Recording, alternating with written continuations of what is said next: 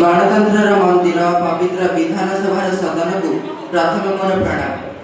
वर्तमान आम समस्त सम्माननीय सभा बाचस्पति महोदय गृह प्रवेश कर गृहर मर्यादा एवं सम्मान को रक्षा करने आह्वान कर्तव्य।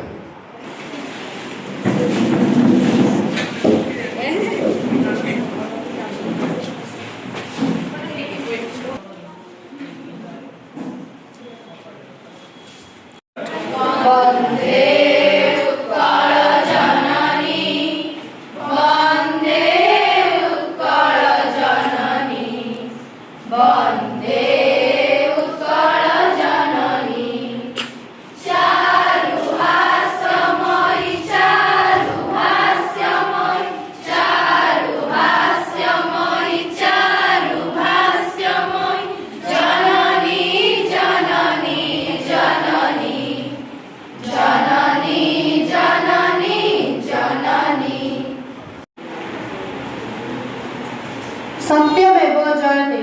आज शीतकालीन अधिवेशन को गृहर समस्त सदस्य को स्वागत जनाऊँगी।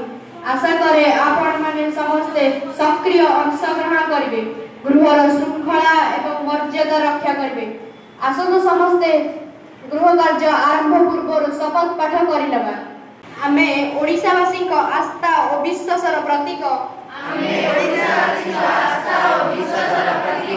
जनप्रतिनिधि भावे ईश्वर नाम शपथ नेउछु कि गणतंत्र मंदिर विधानसभा श्रृंखला एवं मर्यादा रक्षा करने यथासाध्य चेष्टा करिबु। शीतकालीन अधिवेशन प्रश्नकाल आरंभ होगाकू जाउछि। आजिर प्रसंग आम परिवेश, कृषि, शिक्षा, स्वास्थ्य और किशोरी सुरक्षा। प्रथम प्रश्न माननीय विधायिका विश्ववंदिता प्रधानकर उपस्थापन करंतु। माननीय बाचस्पति महोदय अनुमोदन क्रमे मु आम राज्यर डबल इंजिन सरकार को प्रश्न करने को चाहूँगी आम परिवेश सुरक्षा उपरे।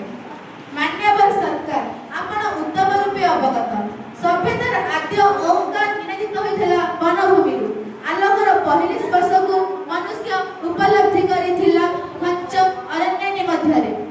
मात्र दुख और परितापर विषय विकास नाम गछ पर गछ कटा चली, जंगल पर जंगल ध्वंस पाउछि, तापमात्रा वृद्धि असह्य हेलाଣି, वन्य जीवजंतु गाँव और सहर अभिमुखी हेले। तेबे सरकार जवाब देवे कि परिवेश सुरक्षा पाई केउ सब पदक्षेप ग्रहण करिसथि? उत्तर प्रदान करंतु विभागीय मंत्री महोदय। माननीय बाचस्पति महोदय निर्देशन में परिवेश सुरक्षा पर पचरा जाइଥିବା प्रश्न गुड़िकर यथार्थ उत्तर देवाक चेष्टा करिबे। आजिर शिक्षार्थी देशर भविष्यत नागरिक, देशर कर्णधार। जो देशर शिक्षार्थी जेते सचेतन से देश सेते उन्नत, सेते विकसित। छात्र समाज को सचेतन करने विद्यालय मानकरे इकोगुण गठन करा जाउछि, भाषण चित्रांकन प्रतियोगिता करा जाउछि। मार्च 21 तारिख को वन दिवस, जून 5 तारिख को विश्व परिवेश दिवस रूपे पालन करा जाउछि। जुलाई प्रथम सप्ताह को वन महोत्सव भावे विद्यार्थी माने तथा वन विभाग अधिकारी माने मिलित भावे पालन करुछन्ति। वृक्षरोपण और जंगल सुरक्षा पाई सम्मानित व्यक्ति को प्रकृति मित्र एवं प्रकृति बंधु पुरस्कार प्रदान करा जाउछि। अहिंद प्राणी हाथी को सुरक्षा पाई चंदका अभयारण्य तथा पक्षी को सुरक्षा पाई चिलिका ह्रद को विहंग विहारर मान्यता प्रदान करा जाइछि। सर्वप्राचीन सर्वबृहत सागवान वृक्षर संरक्षण पाई बर्फला माळ अंचलर जंगल केंद्रीय सुरक्षा फोर्स मुतयन करा जाइछि। सर्वोपरि ग्राम जंगल सुरक्षा कमी गठन सहित सामाजिक वनीकरण पर गुरुत्व करा जाइछि। वर्तमान प्रश्न माननीय विधायिका समिष्ठा स्वयंकर। धन्यवाद सम्माननीय बाचस्पति महोदय, मते प्रश्न पचारिबा पाई अनुमोदन करिथिबारु। मोर प्रश्न, आम राज्य ओडिशा एक कृषि प्रधान राज्य। आम राज्यर शतकड़ा 90 भाग लोकंकर जीविका होउछि कृषि। कृषक माने हेले आम राज्यर अर्थनीति और समृद्धिर मेरुदंड। तेबे सरकार जवाब देबे कि मो ଚାପଗ୍ରସ୍ତ ଓ ଋଣଗ୍ରସ୍ତ? ଉତ୍ତର ରଖନ୍ତୁ ବିଭାଗୀୟ ମନ୍ତ୍ରୀ ମହୋଦୟ। ଧନ୍ୟବାଦ ମ୍ୟାଡାମ। ସ୍ୱଳ୍ପ ସମୟ ହେଲା ଆମ ସରକାର ଆସିଛନ୍ତି, ତଥାପି କୃଷି ଓ କୃଷକ ଭାଇମାନଙ୍କୁ ଆମ ସରକାର ତାଙ୍କର ବିକାଶ ପାଇଁ ସହାୟତା ପ୍ରଦାନ କରୁଛନ୍ତି। ଯେପରିକି ସ୍ୱଳ୍ପ ସୁଧରେ ବ୍ୟାଙ୍କ ଓ ସମବାୟ ସଂସ୍ଥା ମାଧ୍ୟମରେ କୃଷି ଋଣ ପ୍ରଦାନ କରାଯାଉଛି। ବନ୍ୟା ବାତ୍ୟା ତଥା ମରୁଡ଼ି ସମୟରେ ଚାଷୀ ଭାଇ ଚାଷରେ କ୍ଷତିଗ୍ରସ୍ତ ହେଉଥିବାରୁ ଋଣକୁ ସମ୍ପୂର୍ଣ୍ଣ ଭାବେ ଛାଡ଼ କରାଯାଉଛି।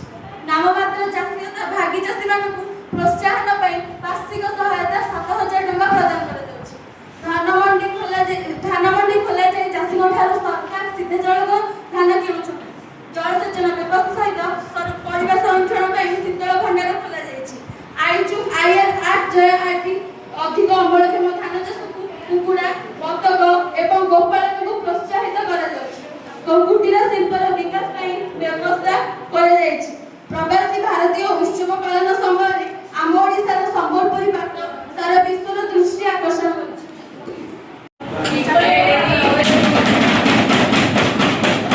ବର୍ତ୍ତମାନ ଶୂନ୍ୟକାଳ ଘୋଷଣା କରାଗଲା। ଶୂନ୍ୟକାଳ ପରେ ଗୃହକୁ ମୋର ସ୍ୱାଗତ। ବର୍ତ୍ତମାନ ପ୍ରଶ୍ନ ବିଧାୟିକା ଲକ୍ଷ୍ମୀ ଗୁରୁ। ଧନ୍ୟବାଦ ମ୍ୟାଡାମ। ମୋର ପ୍ରଶ୍ନ, ବିଦ୍ୟାଳୟ ମାନଙ୍କରେ ଚାଇଲ୍ଡ ୱିଥ୍ ସ୍ପେଶାଲ ନିଡ୍ସ ଅର୍ଥାତ୍ CWSN ଛାତ୍ରଛାତ୍ରୀ ସୁବିଧା ଓ ବିକାଶ ପାଇଁ ସରକାର କେଉଁ ସବୁ ଯୋଜନା ନେଇଛନ୍ତି?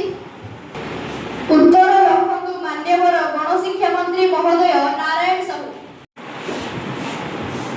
ମୋ ସରକାର ଜନକଲ୍ୟାଣକାରୀ ସରକାର। ସମାଜର ସବୁ ବର୍ଗର ଶିକ୍ଷାର୍ଥୀଙ୍କୁ ଉପଯୁକ୍ତ ସୁବିଧା ଯୋଗାଇବା ମୋ ସରକାରଙ୍କର ଲକ୍ଷ୍ୟ। ବର୍ତ୍ତମାନ CWSN ପିଲାଙ୍କ ପାଇଁ ସରକାର ଗ୍ରହଣ କରିଥିବା ପଦକ୍ଷେପମାନ ଉପସ୍ଥାପନ କରୁଛି। ସାଧାରଣ ଶିକ୍ଷାର୍ଥୀଙ୍କ ସହ ଏକାଠି CWSN ଶିକ୍ଷାର୍ଥୀ ଶିକ୍ଷଣ କାର୍ଯ୍ୟରେ ଅଂଶଗ୍ରହଣ କରିବାର ଅଧିକାର ପାଇଛନ୍ତି। ବିଦ୍ୟାଳୟରେ ର୍ୟାମ୍ପ ବ୍ୟବସ୍ଥା ହୋଇଛି। PWD ଆକ୍ଟ 1995 ଅନୁଯାୟୀ ବାଣୀଶ୍ରୀ ସ୍କଲାରସିପ୍ 4,000 ରୁ 5,000 ମଧ୍ୟରେ ପ୍ରଦାନ କରାଯାଉଛି। ଏସ୍କୋର୍ଟ ତଥା ଟ୍ରାନ୍ସପୋର୍ଟ ବ୍ୟବସ୍ଥା କାର୍ଯ୍ୟକାରୀ ହେଉଛି। ଗାର୍ଲସ ଷ୍ଟିପେଣ୍ଡ 2,000 ମଧ୍ୟରେ ଯୋଗାଇ ଦିଆଯାଉଛି। ଧନ୍ୟବାଦ।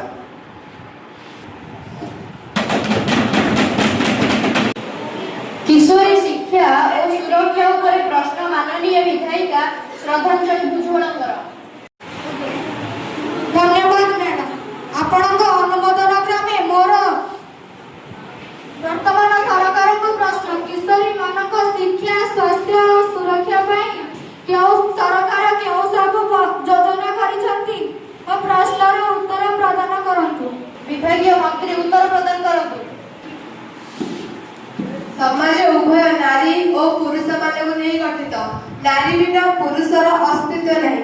ଆଜିର କିଶୋରୀ ଭବିଷ୍ୟତ ନାଗରିକର ଜନ୍ମଦାତ୍ରୀ। ସେ କେବେ କନ୍ୟା, ଭଗିନୀ ଓ କେବେ ଜାୟା ଓ ଜନନୀ। ସମୃଦ୍ଧ ରାଷ୍ଟ୍ର ଗଠନ ତଥା ଝିଅମାନଙ୍କ ପ୍ରତି ଘଟୁଥିବା ସମସ୍ୟାର ସମାଧାନ ନିମିତ୍ତ ତଥା ଜାତୀୟ ଶିକ୍ଷାନୀତି 2020କୁ ନୂତନ ରୂପରେଖା ଦେବାକୁ ଆମ ସରକାର ଅନେକ ପ୍ରଶଂସନୀୟ ଯୋଜନା କାର୍ଯ୍ୟକାରୀ କରୁଛନ୍ତି। ପ୍ରଥମତଃ ମାନ୍ୟବର ପ୍ରଧାନମନ୍ତ୍ରୀ ମହୋଦୟ ଲିଙ୍ଗଗତ